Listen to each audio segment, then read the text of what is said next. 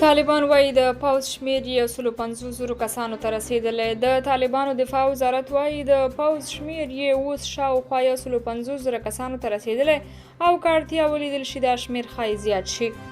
د دفاع وزارت سرمفتش مفتي لطیف الله حکیمي چې د پوځ د معیاري کولو دنده ورته غاړه ده BBC سره ځانګړې مرکه کې وویل د پوځ سرتیري یې ټول طالبان نه دي.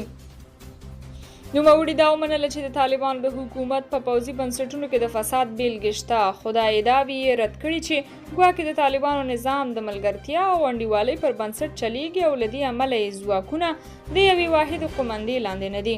د روان کال لومړیو کې طالبانو ویلي وو د پوځ شمېر به ډیروي. په همدې حال هیوادوال له طالبانو غوښتنه کوي که چیرې یو قوي او ملي پوځ غواړي نو باید پرته له طالبانو نورو ځوانانو او همدارنګه پخوانیو ځواکونو ته هم په خپلو لیکو کې ځای ورکړي تر څو راتلونکي کې افغانستان یو ځواکمن پوځ ولري.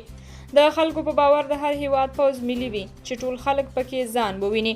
نو طالب مشرانو ته نه ده پکار چې پوځ دی یوازې له طالبانو جوړ کړي. درنو لیدونکو تاسو په دې اړه څه وایي؟ نظریات مو راسره د دې موضوع مربوط کمنټ کې ولیکئ او د دغسې نورو معلوماتو ویډیوګانو لپاره چینل هم سبسکرایب کړئ.